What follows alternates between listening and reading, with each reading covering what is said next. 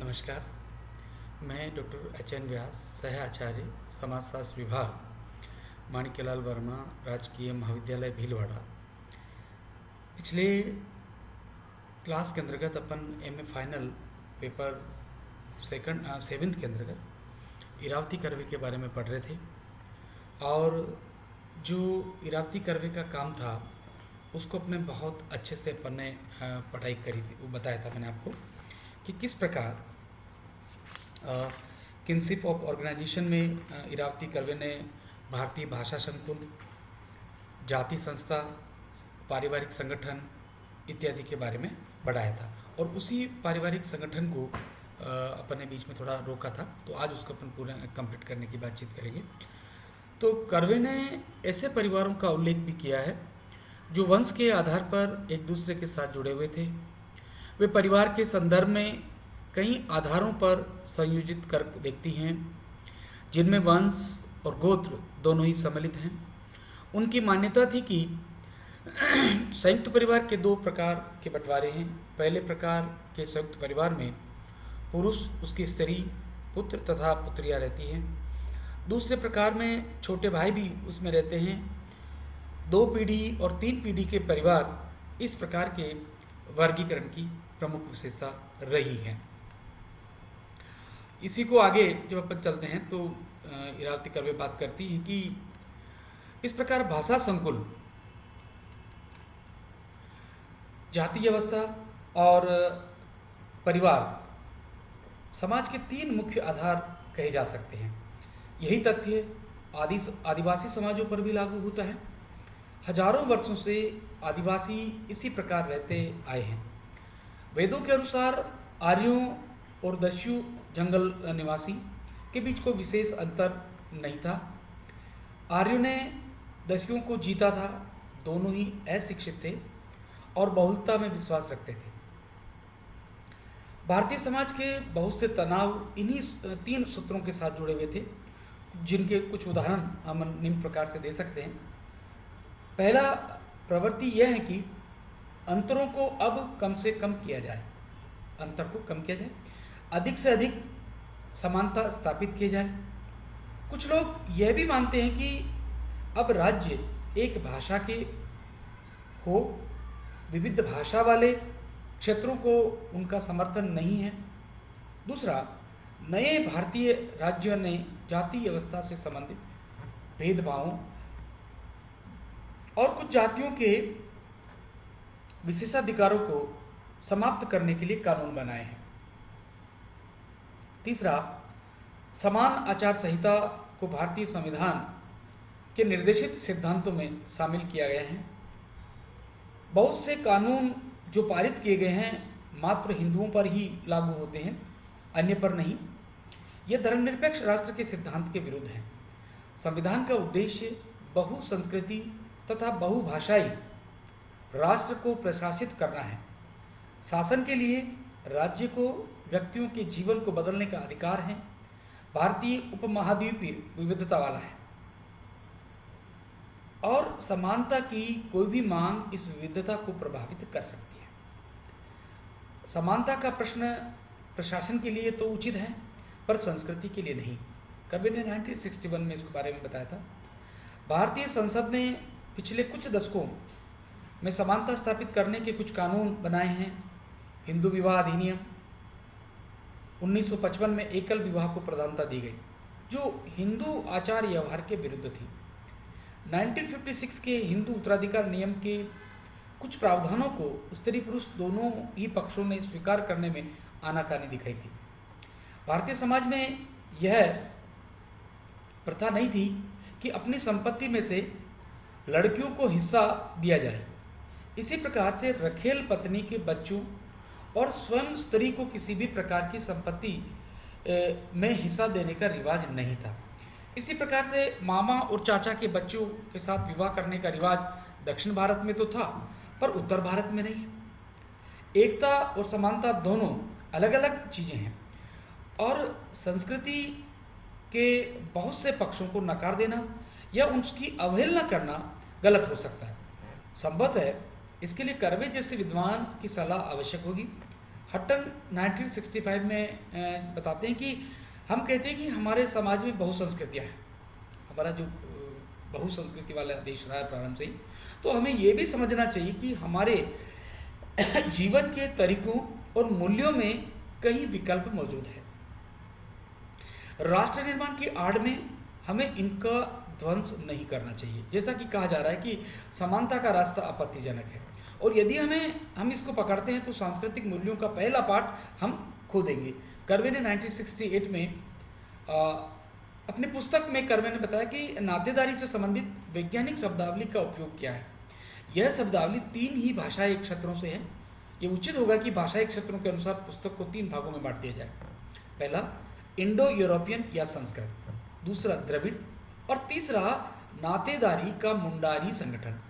इसके बजाय कर्वे ने भौगोलिक आधार पर इसे 4 भागों में बांटा। पहला उत्तरी, मध्य, दक्षिण तथा पूर्वी।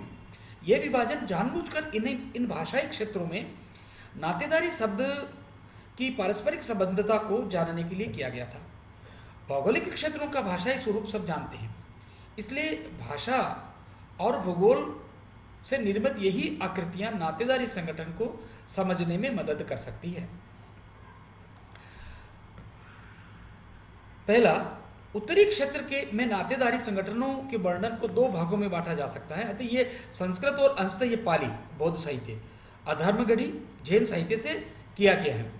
संस्कृत में प्रयुक्त इस शब्दावली का उपयोग आधुनिक नातेदारी शब्दावली को समझने के लिए किया गया। संक्षिप्त में इनको समझाया भी गया है कि दूसरा भाग उत्तरी क्षेत्र में प्रयुक्त भाषा के आधार पर नातेदारी शब्दावली समझने का प्रयास है। उत्तर भारतीय भाषाओं में पंजाबी, सिंधी, बिहारी, हिंदी, बंगाली, असमिया और पहाड़ी सम्मिलित है।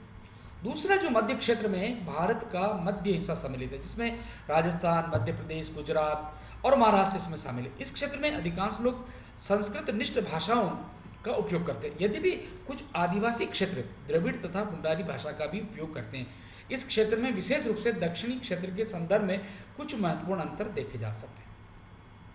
तीसरा जो क्षेत्र हमारा है वो दक्षिण का क्षेत्र का वर्णन भी 2 भागों में बांटा जा सकता है। पहला भाग द्रविड़ व्यवस्था और उससे उत्तर भारतीय व्यवस्था के अंतर से संबंधित है।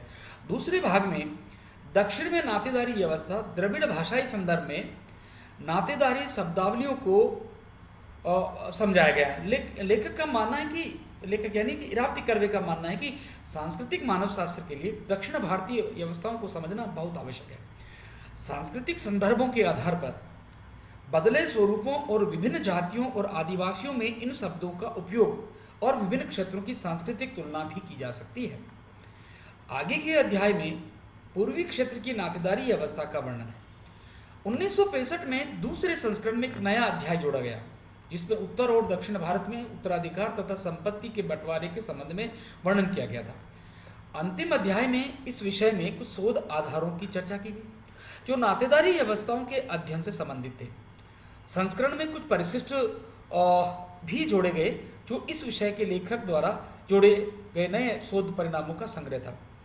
अध्ययन ने नई मानव शास्त्रीय समस्याओं को उत्पन्न कर दिया। कर्वे ने अपने सहयोगियों के साथ उन समस्याओं को हल करने में प्रयासरत थी। वैसे भी किसी एक विषय पर अनेक लोग काम कर रहे हैं तो उससे लाभ ही होता है ना।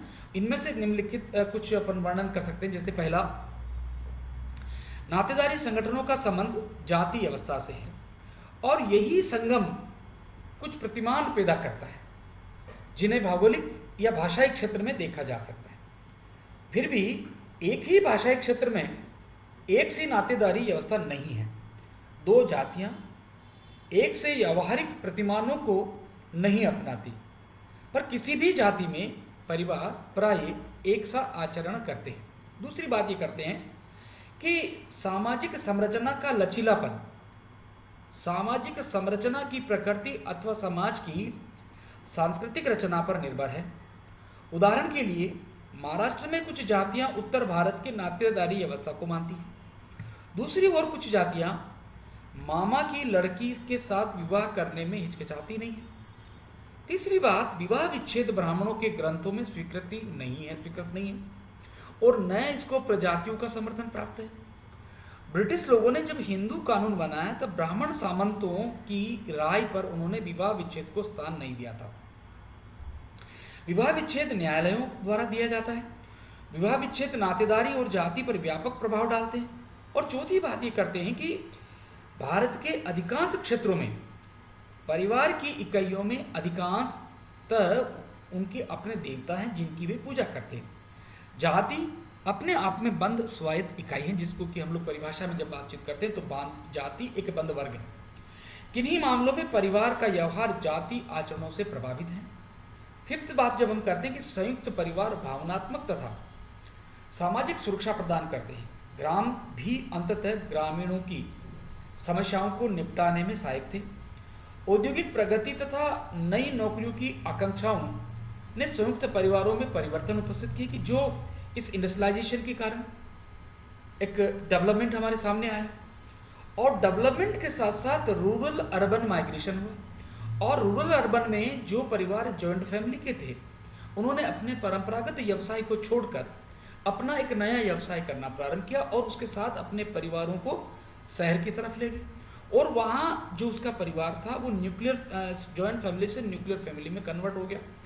इसी तरीके से इस प्रकार की जो हमारी नौकरियां जो थी वो संयुक्त परिवारों में परिवर्तन को दर्शाती है।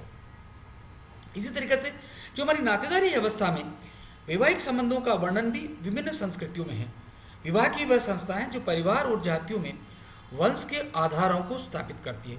कर्वे ने पाया कि उत्तर भारत में यह प्रथा है कि वधु को घेर रक्त संबंध परिवार से प्राप्त करना चाहिए।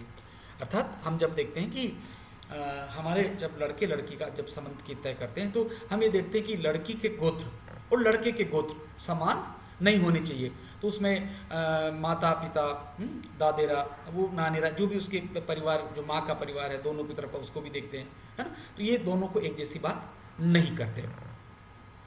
इसलिए अपनी लड़की के लिए वर प्राप्त करने को उस परिवार में नहीं देखना चाहिए जहाँ से परिवार में वधु को प्राप्त किया गया है। दक्षिण भारत की नातेदारी व्यवस्था को उन्होंने वंश के स्थान पर वृद्ध और युवकों के आधार पर परखने की कोशिश की है। सामाजिक मानवशास्त्र में एक बहुत बड़ा योगदान है। 1965 के अपने नवीन संस्करण में कर्वे ने संपत्ति उत्तराधिकार तथा हस्तांतरण के संबंध में विस्तृत चर्चा की थी। उन्होंने बिहार तथा बंगाल में प्रचलित दायां भाग व्यवस्था और शेष भारत में हिंदुओं में प्रचलित मिताक्षरा नियमों की तुलना की गई। कई समूह में व्याप्त मातृवंशीय आधारों की चर्चा भी उन्होंने की। उधर मातृवंशीय आधारों की चर्चा भी की उत्तर भारत के पितृस्थानीय और पितृवंशीय परिवारों से उन्होंने इसकी तुलना भी की। पितृस्थानीय तथा पितृवंशीय आधारों की परिकल्पना का संबंध संभवतः बाध्य संबंधों तथा बाध्य लोगों के प्रवेश के कारण हुआ। दक्षिण भारत में संबंधों को आंतरिक सुदृढ़ता प्रदान करने के लिए मात्र सत्तात्मकता का उपयोग किया गया। ये सभी मूल रूप में कृषि पर निर्भर थे। एक ही परिवार में वर वधु के आदान प्रदान की अपेक्षा एक परिवार से दूसरे परिवार में वर वधु को आदान प्रदान से संबंधों में न केवल वृद्धि होती है, साथ ही नातेदारी संबंध विस्तृत होते हैं। अर्थात हमारे जिसको सामान्य भाषाओं में एक्सचेंज विनिमय प्रथा भी कहते हैं कि लड़के के बदले में लड़की और इधर की लड़की के बदले में लड़का, उनका दोनों का आटा साटा जिसको अपन लोग बोलते हैं, जो सामाजिक व्यवस्था के लिए गुणदायक है। जाति के बारे में भी लिखते समय संभवतः उन्होंने ऐसे ही कुछ बातें कही थी। हटन 1965 ने एक समूह निर्माण को समझने के लिए प्रेरक तुलनात्मक पद्धति को निगमनात्मक पद्धति के साथ तुलना का प्रयास बताया। भारतीय सामाजिक संगठन को समझने में दोनों ही पद्धतियों की अवहेलना नहीं की जा सकती, लेकिन कर्वे की वस्तुनिष्ठता तथा निष्पक्षता उनके निष्कर्षों को सार्थकता प्रदान करती है। धन्यवाद। अपन नेक्स्ट क्लास में इसका अगला भाग पढ़ेंगे। तब तक के लिए धन्यवाद।